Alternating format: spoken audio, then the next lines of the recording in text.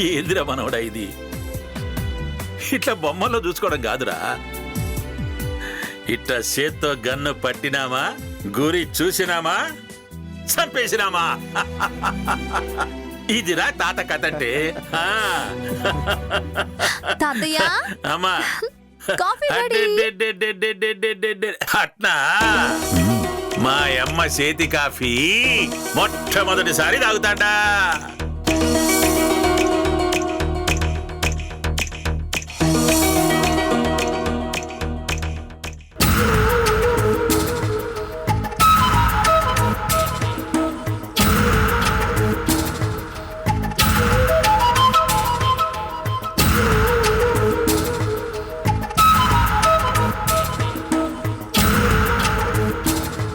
అద్భుతంగా ఉండాలి.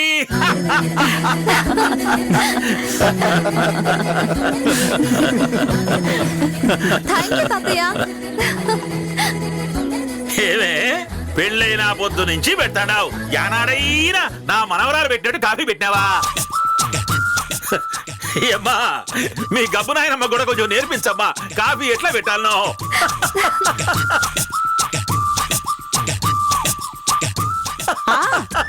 ఒక్క పూట మీ మనోరాలు కాఫీ ఇస్తేనే ఇట్టా మాట్లాడుతూ ఉంటారు. ఇక 2 పూట్లు అన్నం పెడితే ఇంకేమంటారు? 2 కిలోలు పెరుగుతానే.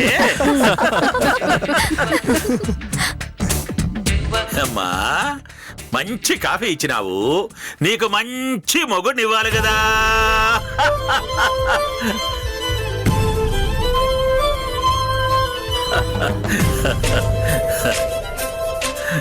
రవీంద్ర ఇంకా ఆలస్యం ఎందుకురా, ఒక్క తూరి శివయ్యతో మాట్లాడమంటావా?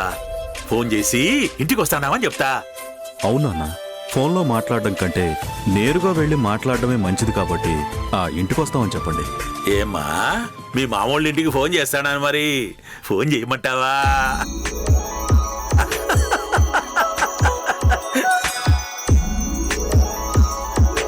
అత్తారింటికి మేం పోయి వస్తామంటేనే అంత సిగ్గుపడతాంది, రేపు మాయమ్మ అత్తారింటికి పోవాలంటే ఇంకెంత సిగ్గుపడతాదు.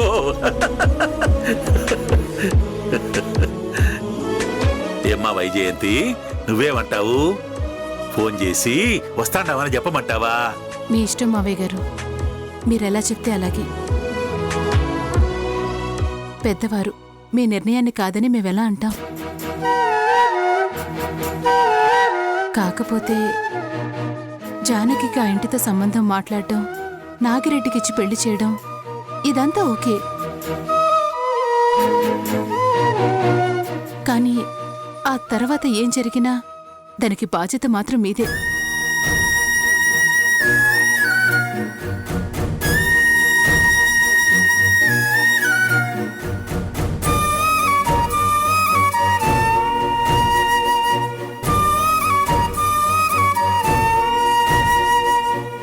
ఎందుకంటే నా కూతురికి ఏ కష్టం రాని చోటు ఇవ్వాలని నేను ఆశపడ్డాను.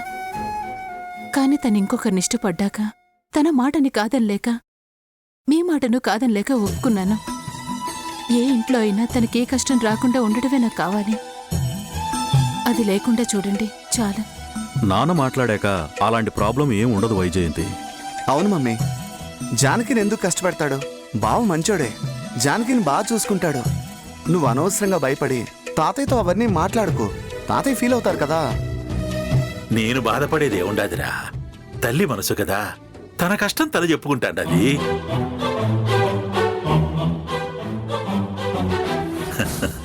మా అమ్మంటే నాకు ప్రాణమే, దానికి కష్టం రానిస్తానా?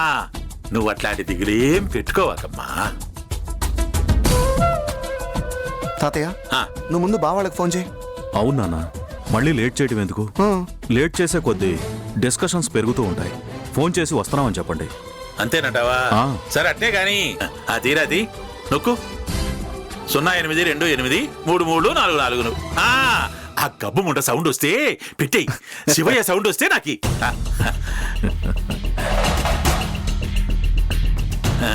రింగ్ అవుతుంది తాతయ్య. మామ ఫోన్ చేస్తున్నాడండి. మామ అల్లుడు బాగుండారా? అత్త బాగుండదా? పిల్లలందరూ బాగుంటారా? ఓరి ఓరి ఓరి ఓరి ఓరి ఓరి ఓరి ఓరి ఓరి నన్ను కొంచెం మాట్లాడనీకి ఇడిచిపెట్టయ్యా. అందరూ బాగానే ఉండారు కానీ నీతో ఒక ముఖ్యమైన విషయం చెప్దామని ఫోన్ చేసిన. ఏంది మామా? అవన్నీ ఫోన్లో చెప్పేటి కాదు గాని మేమింటిల్లి పాది అందరం బయలుదేరి మీ ఇంటికి వస్తాం. నిజమా మామా? అందులో అబద్ధమే ఉండదు. ఈరోజే వస్తాం. ఆడికొచ్చినాక మీతో చాలా మాట్లాడాలా. మళ్ళా నేను ఉండను అంటదేమో మీ అమ్మ. ఉండమను, చాలా మాట్లాడాలా. ఏంది మామా అందరూ వస్తా అంటామంటున్నారు? ఏదో మాట్లాడాలంటున్నారు. అసలు దేని గురించి మామా? అవన్నీ నేరుగా మాట్లాడుకుందాంలే అల్లుడు. చెప్పా పెట్టకుండా వస్తే బాగుండదని ముందుగానే ఒక మాట చెప్తాండా. మిగతాదంతా ఆడికి వచ్చినాక మాట్లాడుకుందాం. ఉంటా మరి. సరే మామా.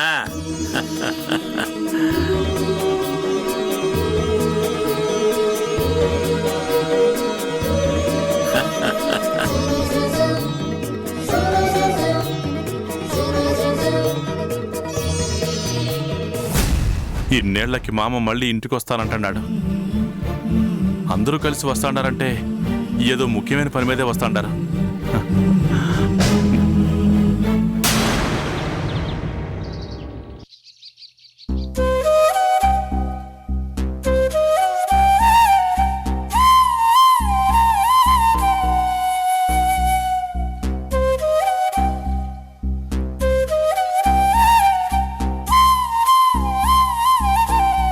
అత్త, వైషు చాలా వరకు కోలుకుంది. ఆల్మోస్ట్ నార్మల్ కండిషన్కి వచ్చేసింది. వైషు కోలుకోవటం సంతోషంగానే ఉండాది. కానీ మరో సమస్య వచ్చి పడినా సూర్య. ఏమైంది అత్త? దేవుడు మనతో ఆడుకుంటా ఉండాడు. ఒకదానికి సంతోషపడేలోపు మరో పక్క నుంచి బాధని మన వైపుకు పంపిస్తా ఉండాడు. బాధ? ఇప్పుడు బాధపడేంత విషయం ఏం జరిగింది? వీరసేనారెడ్డి మామ శివయ్య కొడుక్కి తన మనవరాల్నిచ్చి పెళ్లి చేయాలని చూస్తా ఉండాడంట. అత్త, మళ్ళీ ఆ ఇంటికే ఆయన మనవరాల్ని ఎలా కోడలుగా పంపించాలనుకుంటున్నాడు? అదే అర్థం కావటం లేదు. పెళ్లి చేయాలనే మాటలైతే జరుగుతా ఉన్నాయంట.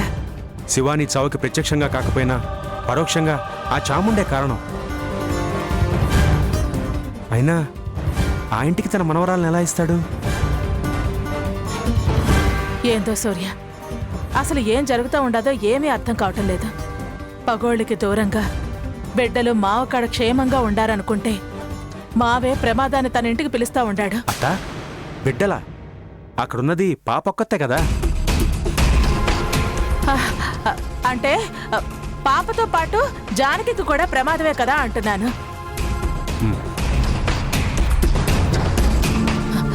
అన్న ప్రశ్న రోజు ఆ ఇంట్లో చాముండిని చూసినప్పుడే నాకు అనుమానం వచ్చుండాది. అయినా వీరసేనారెడ్డి గారు ఉండగా నీకు ఆ భయం అవసరం లేదత్తా.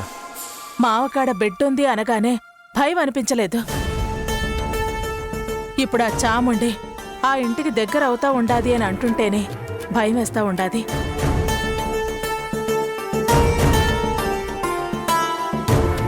ఎందుకైనా మంచిది బిడ్డలిద్దరినీ జాగ్రత్తగా చూసుకోమని మందిని పురమాయించాలా. సమయానికొచ్చినవు సాంబి, ఇయ్యాల నుంచి వీరసేనారెడ్డి మావోళ్ళింటి మీద ఒక కన్నేసుంచు. ఏమ్మా, ఏమైనది? పగోళ్ళ నీడ ఆ ఇంటి మీద పడతా ఉండాది. అది వాళ్ళకి మంచిది కాదు, ఆ ఇంట్లో ఉన్న శివాని బిడ్డకు కూడా మంచిది కాదు.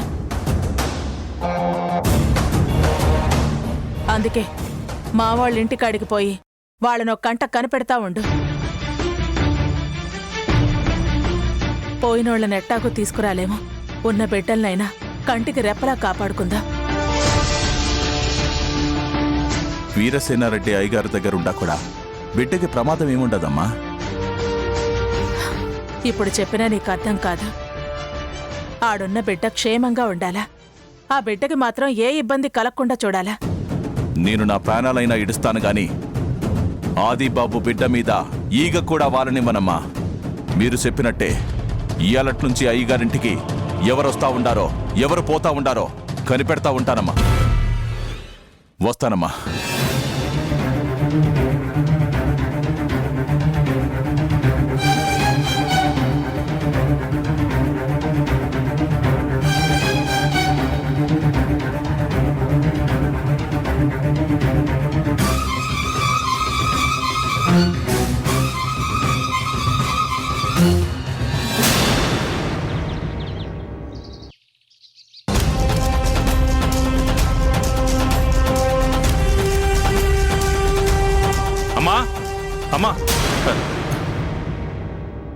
ఏందిరా కొంప మునిగినట్టు అరుస్తా ఉండావు?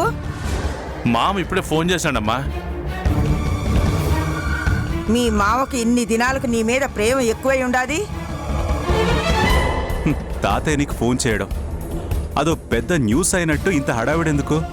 మీ మామ అల్లుళ్ళ మాటలు మాకెందుకులే గాని మా మానాన్ని మమ్మల్ని ఇడిసిపెట్టు. అసలు నేను చెప్పేది వింటారా లేదా? మామూలు ఏదో ముఖ్యమైన విషయం మాట్లాడడానికి ఇంటికి వస్తుండారమ్మా. మీ మామ వస్తా ఉండాడా? దేనికిరా? ఇంటికొచ్చి మాట్లాడాల్సింది ఏముండాది? ఏమో నాకు మాత్రం ఏం తెలుసు. ఫోన్ చేసినాడు, మాట్లాడడానికి వస్తున్నామని చెప్పున్నాడు. సడన్ గా ఫోన్ చేసి వస్తానని చెప్పడం ఏంటి? దేని గురించి అయి ఉంటుంది? ఈ నేళ్లకి మామ ఇంటికి వస్తా ఉన్నాడంటే సంతోషపడాల్సింది పోయి ఎందుకు వస్తున్నాడు అంటారండి? మామ బావ అందరూ వచ్చేటట్టుండారు, వాళ్ళని బాగా చూసుకోవాలా. మీ మామకు చేయాల్సిన మర్యాదల గురించి కాదు, మన ఇంటికి ఎందుకు వస్తా ఉంటారో అది ఆలోచించు. మనవరాలు పుట్టినది, దానికి మంచి చెడు చూడాలని ఆస్తిలో వాటా అడుగుతాడేమో. నా ఆస్తంతా నా మనవడికే. మీ మామకాడ లెక్క శానా ఉండాది. అట్ట ఏమన్నా ఇయ్యాలి అనుకుంటే మీ మామనే ఇయ్యమను. అసలు మీరు అవన్నీ ఎందుకు ఆలోచిస్తూ ఉండారు? అట్లాంటిదేమన్నా ఉంటే ఆ పొద్దు అడుగుతాడు కదా. ఉన్న పళంగా వస్తాను అంటే నాకేదో అనుమానంగా ఉండాది. నా మనవణ్ణి కాదని ఏదైనా ఇయ్యాలా చెయ్యాలంటే మాత్రం అసలు ఆ బిడ్డకి మాకు ఏ సంబంధం లేదని కరాఖండిగా చెప్తా. అట్లాంటి ఏం ఉండవు గాని మామూళ్ళు వస్తే ఏం చెయ్యాలా, ఎట్టా చూసుకోవాలని ఆలోచించండి.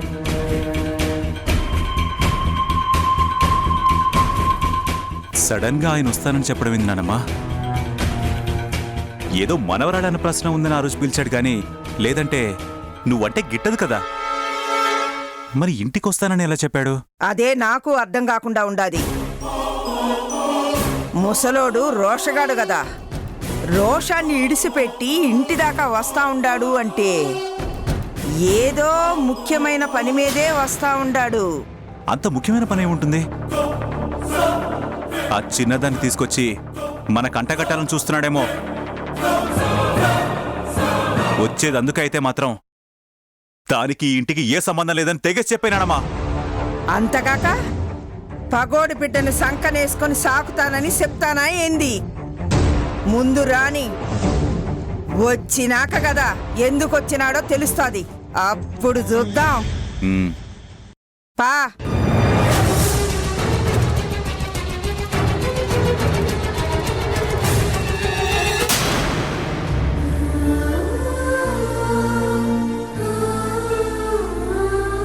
వైషు కొద్దిగా కోలుకున్న దగ్గర నుంచి వెన్నెలెక్కడా వెన్నెలెక్కడా అని అడుగుతోందత్త. అప్పుడే వెన్నెల్ని తీసుకొద్దామంటే మళ్ళీ తనకేమైనా అవుతుందేమో అనిపిస్తోంది. వైషు పూర్తిగా కోలుకోకుండా ఇప్పుడే బిడ్డనిడికి తెచ్చినావంటే తను చూసుకోవడం కష్టమైతాది. నాకు అదే అనిపిస్తోందత్త. కానీ వైషు ఏమో పాప గురించి అడుగుతోంది.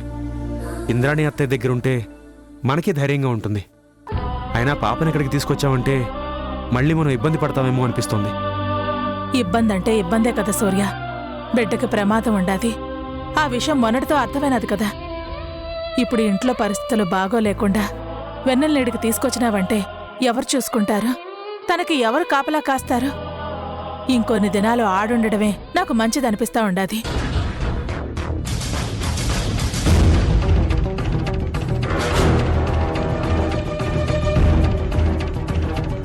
పిన్ని, వెన్నెల్ని తీసుకొని రమ్మని చెప్పారా?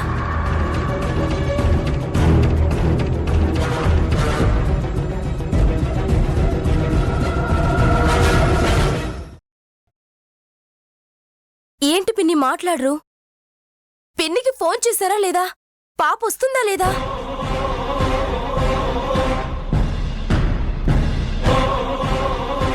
నువ్విలారా, ముందు నువ్విలా కూర్చో. అట్టా కాదు వైషు, నువ్వింకా పూర్తిగా కోలుకోలేదు. ఇప్పుడే పాపనిడికి తెచ్చి ఏం చేస్తాం? ఇంద్రాణి దగ్గర బానే ఉండాది కదా.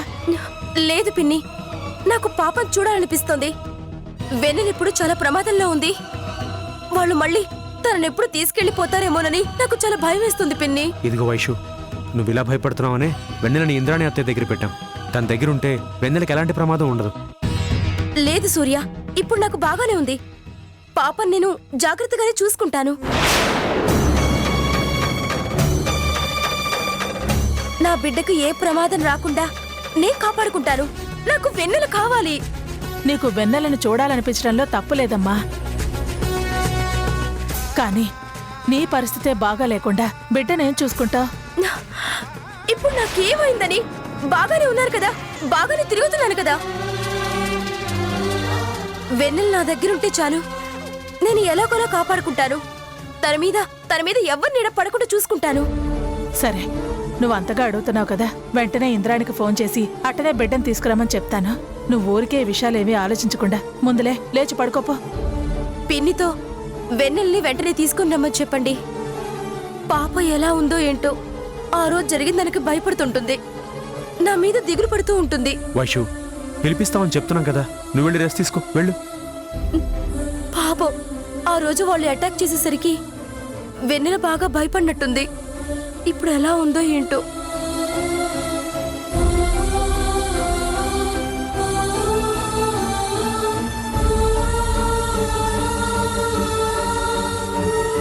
అత్త, చూసావుగా, అది పరిస్థితి.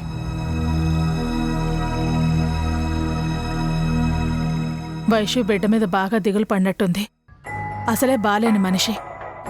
ఇప్పుడు బిడ్డను కూడా చూపించుకుపోయినావంటే మళ్ళీ ఆ దిగులుతో మంచాన పడే అవకాశం ఉండాది.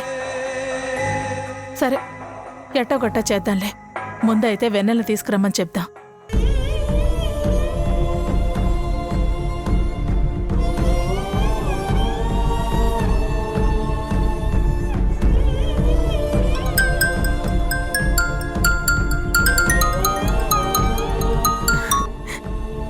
చెప్పు నీలంబరి. ఇంద్రాణి, వైషు స్పృహలోకి వచ్చినది. అట్నా? ఇప్పుడెట్టా ఉండది? మాట్లాడుతా ఉండదా? లేచి తిరుగుతా ఉండదా? కొంచెం హుషారుగానే ఉండాది. కాకపోతే బిడ్డ ఎట్టుండాది, యాడుండాది అని అడుగుతా ఉండాది. అప్పుడే బిడ్డ గురించి అడుగుతా ఉండదా? నా కాడుండాది కదా, నేను జాగ్రత్తగానే చూసుకుంటున్నాను చెప్పినావా? చెప్పినాను, కానీ బిడ్డ గురించి బాగా దిగులు పడతా ఉండాది. తాను ఒకసారి చూడాలనంటోంది. ఒకసారి తీసుకురా. నిన్నగాక మొన్న తెచ్చుకున్నాను. బిడ్డను దగ్గరుంచుకుని 4-5 దినాలు ముచ్చటగా చూసుకుందాం అనుకుంటే అప్పుడే తీసుకురమ్మంటా ఉండదా? బాగాలేని మనిషి ఇప్పుడు బిడ్డను కూడా చూడలేదంటే మళ్ళీ ఆ దిగులుతో ఏమవుతాదా అని తీసుకురమ్మని చెప్తా ఉండాను. లేదంటే బిడ్డ నీ కాడుంటే నాకు మాత్రం దిగులే ఉంటాది. సరే, అట్టనే ఇంకోటేంటంటే వీరసేనారెడ్డి మావ గురించి కూడా కొన్ని విషయాలు నీతో మాట్లాడాలా. నువ్వు వెన్నెల తీసుకుని వచ్చే ఇంద్రాణి. సరే, వైషు అంతగా అడుగుతా ఉంటే తీసుకురాకుండా ఎట్టా ఉంటాను? అట్నే తీసుకొస్తాను. అట్టనే ఉంటాను. అత్త, వెన్నెలని పంపించమనేసరికి ఇంద్రాణి అత్తయ్య బాధపడి ఉంటుంది కదా? అవును సూర్య, వెన్నెల్ని ఇంద్రాణి కూడా బిడ్డ లెక్కనే చూసుకుంటా ఉండాది. దత్తత తీసుకున్నాం కదా, అందుకే ఆ బిడ్డను నీతో తీసుకుపో అంటే సంతోషంగా ఒప్పుకుండాది. ఇప్పుడు వైషు అడుగుతా ఉండాది తీసుకురా అంటే తన గొంతులో బాధ నాకు అర్థమైనాది. కానీ ఏం చేస్తాం, వైషు చూడాలంటోందిగా. అత్త, ఆ రోజు పాపను వాళ్ళు కిడ్నాప్ చేయాలని చూడడం వైషు మర్చిపోలేకపోతోంది. ఆ విషయం గురించి వైషు బాగా టెన్షన్ పడుతోందని డాక్టర్ గారు కూడా చెప్పారు. తల్లి మనసుగా కళ్ల ముందే బిడ్డని వాళ్ళెవరో తీసుకెళ్లాలని చూస్తుంటే బాధపడకుండా ఎట్టా ఉంటాది? ఏమీ జరగనప్పుడు ఆ భయం ఉండదు. ఒకసారి జరిగినది కాబట్టి మళ్ళీ బిడ్డకేమవుతాదో, ఏ పక్క నుంచి ఏ ప్రమాదం వస్తుందోనని భయపడటం సహజం. అప్పటికి నేను వైషుకి సర్ది చెప్పాలని చాలా ట్రై చేశానత్త, కానీ వైషు వినే పరిస్థితుల్లో లేదు. చెప్పినా ప్రయోజనం ఉండదు సూర్య. ఒక్కసారి మనసులో భయం మొదలైనాక ఆ భయం లోపల పీడిస్తానే ఉంటాది. సరే, బిడ్డను చూస్తే కాస్తైనా వైశ్యుకి నెమ్మదిగా ఉంటాది. ఇంద్రాణి తీసుకొస్తానందిగా, తీసుకురానివ్వు. వచ్చినాక పాపని ఎట్టా చూసుకోవాలి, ఏం చేయాలనేది మనం చూసుకుందాం. అలాగే అత్త.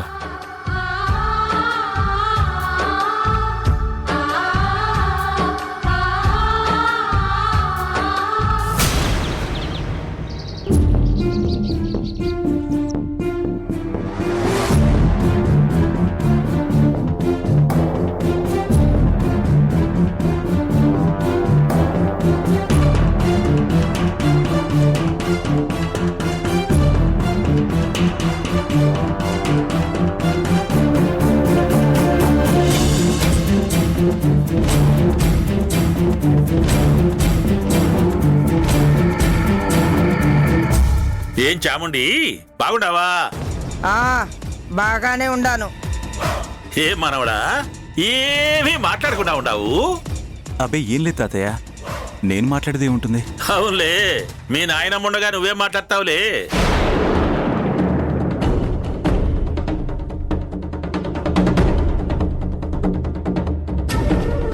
ఏంది మావా, ఏదో ముఖ్యమైన విషయం మాట్లాడాలన్నావు? దేని గురించి ఏందో తెలియక పొద్దుటి నుంచి అదే ఆలోచిస్తా ఉన్నాను.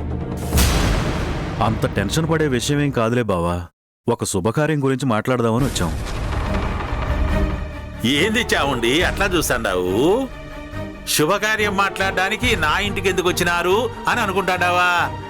శుభకార్యం జరగాల్సింది మీ ఇంటోళ్లతోనే.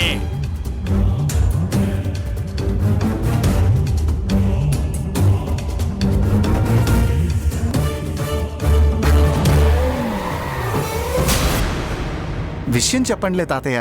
పాపం బావా ఏం చెప్పాలో అర్థం కాక కన్ఫ్యూజ్ అవుతున్నాడు. నేరుగా విషయంలోకి పోతే కంగారు పడతారా, అందుకే మెల్లగా చెప్పల్లా. అల్లుడు, ఆ పొద్దు నిన్ను నా ఇంటి అల్లుడిని చేసుకున్నా. ఏదో రాతలు బాగలేక జరగకూడనవన్నీ జరిగిపోయినాయి. మళ్ళీ ఇన్నేళ్లకి నీతో సంబంధం కలుపుకుందామని నేను నా బిడ్డ అనుకున్నాం.